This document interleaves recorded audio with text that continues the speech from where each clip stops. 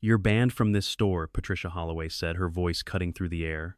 My grandfather Stanley stared at her in shock, the cantaloupe still in his hands. Banned from his own family's store. Patricia, the HOA president of Pine Valley, stood there with her clipboard like she was in charge of everything. I stepped forward, my heart pounding. "Patricia, you can't ban him," I said, my voice steady.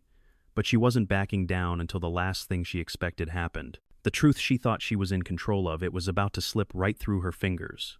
"I'm Nathan Brennan, and I've spent my whole life in Pine Valley watching it change from a small town with farmland stretching as far as the eye could see to the suburban sprawl it is today. My family has been part of the community for generations. We own Riverside Market, a place that has been the heart of this town for as long as I can remember. It's a 2,000,000 square foot landmark nestled right in the middle of Pine Valley's shopping district, surrounded by chain stores that come and go. My grandfather, Stanley Brennan, worked here for over 40 years before he retired. He's more than a family member, he's a local legend. Every Thursday morning without fail, he'd come to the store to do his weekly shopping, a routine he'd started long before I was born. He'd stroll through the aisles, inspecting the produce like a pro, chatting with employees and saying hello to customers. He knew everyone by name. The employees, the regulars, the kids who worked part-time. Grandpa had touched their lives in ways I couldn't even begin to measure. That's why it shocked me when I started hearing rumors that Patricia Holloway, the president of the Pine Valley HOA, was suddenly taking issue with Grandpa. Patricia was the kind of person who felt the need to control everything from the way people decorated their lawns to what was considered acceptable behavior in the neighborhood. It wasn't just about keeping things orderly, it was about her having the power to make every small detail of life conform to her standards. I'd first met Patricia when I took over the store alongside my sister Rachel. She didn't waste any time establishing herself as the town's self-proclaimed authority figure. It started with small things, asking us to change the way we did business, telling us what we could and couldn't do on our property. We ignored her at first. She wasn't the law after all. But then she started zeroing in on Grandpa. The first time I really noticed was about 6 weeks ago when she confronted the store manager. She demanded to know why Grandpa was allowed to linger at the sample station for so long. She said his inefficient shopping habits were causing delays. At first, I thought she was just being a busybody, but as the weeks passed, she didn't stop. She came to the store almost every week, clipboard in hand, tracking Grandpa's every move. Her complaints were bizarre. She documented how long he spent picking out produce, an extra 10 minutes in the apple section, a few minutes too long in the bread aisle. One complaint read, "Subject lingered 17 minutes in the produce section, exceeding recommended browsing time by 11 minutes. Another subject conversed with cashier for 4 minutes about grandchildren causing unnecessary queue delays. The absurdity of it was staggering. I thought it would blow over. I mean, who could take this seriously? But then Patricia did the unthinkable. She actually confronted Grandpa while he was picking out strawberries, handed him a formal warning on HOA letterhead, and told him that his shopping habits were disrupting the flow of commerce in Pine Valley. It was like a switch had been flipped.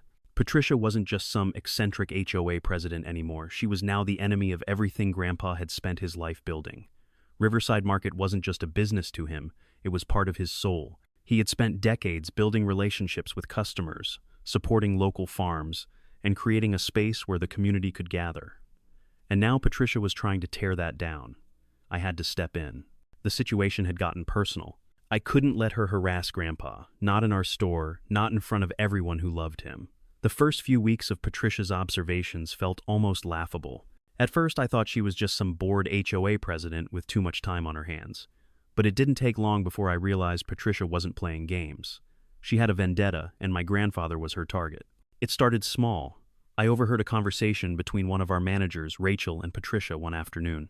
Rachel came back looking more annoyed than usual, muttering under her breath. "She wants us to stop letting Stanley sample as much produce," Rachel said, shaking her head in disbelief. "She says it's inefficient." I chuckled at first. Stanley, the man who'd spent decades working in grocery stores, who had been here longer than any of us, was now being accused of inefficiency. It was absurd. But it wasn't just about samples. Patricia had started documenting Grandpa's every move like he was some kind of criminal. She took notes on how long he spent in each aisle, how many fruits he touched before selecting them, and even how long he spoke to the cashier. A 4-minute conversation about his grandchildren, that was on her list of violations. At first I dismissed it as her being petty. I was busy running the store and dealing with other issues, but the more I thought about it, the angrier I became. This wasn't just some neighborhood nitpicking anymore. This was personal. Patricia had crossed a line. She was harassing Grandpa, and I wasn't going to stand by and let it happen. Things came to a head on a Thursday morning during one of Grandpa's regular shopping trips. As usual, he was moving through the aisles, slowly picking out fruits with the precision of a man who had spent a lifetime in this business. He paused at the strawberries, inspecting each one carefully. I saw Patricia watching from the aisle across her clipboard, out her pen clicking rhythmically as she scribbled down notes. It wasn't just the routine anymore. She was stalking him. Every Thursday at exactly the same time, she'd appear like clockwork, following him from aisle to aisle, hovering over his shoulder. It was unnerving. No one should be treated this way, especially not someone who'd built this community, who had helped so many of these people. When I saw her approach him that day, I knew things were about to escalate. She marched up to him, clipboard in hand, like she was going to present some official decree. Grandpa didn't see her coming. He never did when it came to Patricia. "Mr. Brennan," Patricia said, her voice all business, "I'm afraid I'll have to issue you another formal warning. Your shopping habits are disruptive to the store's operations. You've spent 17 minutes in the produce section, which exceeds the recommended time for that area. You need to speed up, or I'll have no choice but to escalate this matter further." Grandpa just stared at her for a moment as if he didn't quite understand. "Patricia, I'm just picking out some strawberries. There's no need to make a fuss." But Patricia wasn't listening. She continued with her lecture as if she were the sole authority on what was acceptable in the store. "Your actions are causing delays for other customers," she said, her voice growing louder. "If you continue to take so long, we may have to reconsider your shopping privileges here." That was it. I'd had enough. I had been watching from the aisle across my frustration building, and now I couldn't stay silent any longer. I walked up to them, my anger simmering just beneath the surface. "Patricia," I said, keeping my voice calm but firm, "you're going to stop this right now." She turned to me, a look of surprise flashing across her face. "Nathan, I'm just doing what's necessary for the efficiency of the store. Your grandfather is disrupting the flow. We have standards to maintain." "Standards," I scoffed. "You're harassing my grandfather.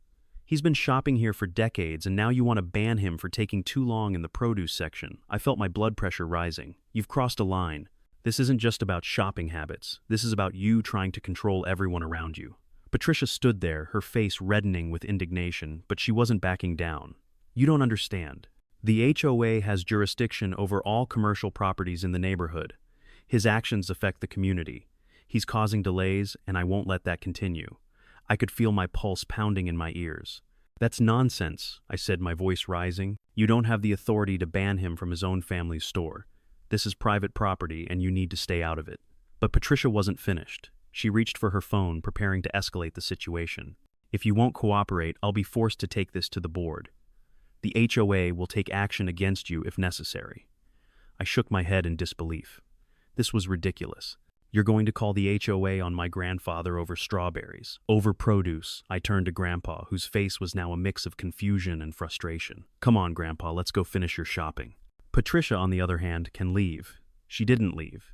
Instead, she stood there glaring at me, her pen still tapping against her clipboard.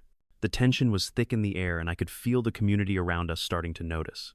Customers were looking, whispering to each other. Some even began to step forward, exchanging disapproving glances with Patricia. That's when I knew this wasn't just a personal issue anymore. It was a fight for the community we'd built, and I wasn't about to let Patricia tear it down.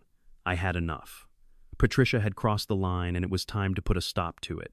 The store was getting more crowded, and I could feel the tension thickening in the air. It was no longer just about Grandpa and Patricia. This was bigger than that. "Grandpa, let's finish shopping," I said, trying to keep calm, guiding him past Patricia, who was still glaring at us. But she wasn't done. Patricia followed us, her heels clicking like a ticking clock. I took out my phone and called Rachel. "Patricia's at it again. I need you here now." Rachel's voice crackled. "On my way." I hung up and turned to Patricia, locking eyes with her. "Patricia, you need to stop this. Right now." She stood straighter, clinging to her clipboard like a shield. "I'm just doing my job," she said, her voice defensive. "You can't just let him monopolize the store. He's disrupting the flow." I shook my head. "You don't get to harass my grandfather. He's been shopping here for decades. This is our family store. You have no right to tell him how to shop." Patricia stepped forward, her chin lifted. "I'm enforcing the HOA's community standards. You'll regret this. I'm calling the board." Before I could respond, Rachel appeared at the door, her face set in determination. "What's going on?" she demanded. Patricia turned to her, trying to regain control. "I'm just trying to maintain order." Rachel didn't hesitate. Maintain order. You're stalking an elderly man over strawberries. You've been harassing him for weeks, Patricia, and now you're trying to ban him from his own family's store. Patricia's face flushed. I'm within my rights, she muttered, but she sounded less certain. No, Rachel shot back, her voice cold and unyielding. You're not. You've been bullying Grandpa. If you think you have any right to do this, we're calling our attorney. Right now. Rachel pulled out her phone and tapped a few buttons. She looked up at Patricia with a fierce glint in her eyes. Our lawyers already contacted the Pine Valley Development Corporation. They're aware of your actions, and they've authorized us to refuse service to anyone causing disruption. Patricia stiffened her face, drained of color. This isn't over, she muttered, trying to hold on to some sense of authority. I stepped closer, voice firm. Actually, it is. You've made your move. Now you leave. The store had gone quiet. The regulars who had been watching the scene unfold exchanged knowing glances. The community was already siding with us. Patricia wasn't just losing control of the situation, she was losing control of the entire room. With a final defiant look at me and Rachel, Patricia stormed out her clipboard, still in hand, a symbol of her defeat.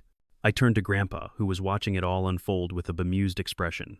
You okay, Grandpa? I asked, my tone softening. He gave a small smile, adjusting his glasses. I'm fine, son. Just didn't expect to be kicked out over a strawberry. Rachel looked at me, her eyes relieved. This is just the beginning. Let's make sure she knows she can't mess with our family. Patricia stormed out of Riverside Market, but her defeat was only beginning. Word spread quickly, and the community rallied around Grandpa and our family, much to Patricia's shock. What she didn't realize was that she had just poked a hornet's nest. In the days that followed, customers who'd known Grandpa for years began to share their stories. Stories of how he'd helped them hire their kids and been a constant presence in the community. People were angry not just for what Patricia had done to Grandpa, but for how she'd tried to undermine the spirit of the place they loved. Riverside Market wasn't just a store, it was a pillar of the town. And it wasn't just gossip. A week after the incident, we got the call from our lawyer. The Pine Valley HOA board had called an emergency meeting to address Patricia's actions. I knew the board had been split on her leadership for months, but this was the final straw. The meeting didn't last long. Patricia showed up with her PowerPoint presentation titled Commercial Entity Overreach in Residential Zones, complete with grainy footage of Grandpa picking through produce. It was ridiculous. But before she could finish her presentation, Helen Patterson, the treasurer, interrupted. That's Mr. Stanley you're showing there, Helen said, her voice unwavering. He helped my daughter get her first job at this store. Are you seriously asking us to support banning him from his own family's business? The board wasn't on her side. One by one, they shared stories of how Grandpa had helped them over the years. It was clear Patricia's behavior had turned the board against her. It wasn't just about rules, it was about a lack of decency. The vote to reject her proposed community commerce guidelines was swift and unanimous. Patricia had no allies in that room, but her downfall didn't end there. News of the board's decision spread, and so did the backlash. The community had spoken, and Patricia was the villain in this story. A few days later, we got another call, this time from Janet Morrison, Patricia's boss at the real estate firm. Janet had been in the store the day of the confrontation and witnessed everything. She wasn't happy. I can't have someone like Patricia representing my company, Janet told me. I've put her on administrative leave pending review. This isn't the first complaint I've received about her behavior, but this is the final straw. Patricia, who thought she was untouchable, was now out of a job. Her position at the real estate firm was gone. It was poetic justice, but it didn't end there. A few days later, we learned Patricia had sold her house, and not for the price she wanted. She had to take a significant loss, $30,000 below asking price, just to get out of town fast. The irony wasn't lost on anyone when she received a violation notice from the new HOA board. Her for sale sign placed too close to the sidewalk was a violation of the very rules she'd spent so long enforcing. Patricia's personal and professional life had unraveled. Her termination for cause complicated her unemployment claim, and she found herself scrambling. The community she had once tried to control had turned on her, and she was left with nothing but the wreckage of her own making. The final blow came when we received a call from the closing attorney who handled Patricia's house sale. He was a regular customer at Riverside Market, and as he handed over the paperwork, he smiled softly. Mr. Stanley asked me to pass along a message, he said. He said, no hard feelings. It was the last straw for Patricia. Her composure shattered, and she fled the office, leaving behind her prized clipboard, her symbol of control. The once feared HOA president was reduced to a broken woman no longer holding any power. Meanwhile, we decided to turn the entire situation into something positive. We announced Stanley Brennan Appreciation Week at Riverside Market. Grandpa's favorite items went on sale, and we set up a photo display chronicling his life and work. The community's response was overwhelming. Stories poured in, employees contributed to a tribute video, and even the local news covered the story. Grandpa had become a local hero, and we had turned a nightmare into a celebration of everything he had built. As for Patricia, she disappeared from Pine Valley, leaving behind nothing but a trail of destruction. The new HOA board took over, working to restore the sense of community that Patricia had tried to destroy. Pine Valley became a place of unity once more, a place where neighbors looked out for each other instead of tearing each other down. And as for Riverside Market, it remained as it always had, the heart of Pine Valley. Grandpa's legacy was secure. The story of his fight and the community's fight against Patricia Holloway's petty tyranny would be told for years to come.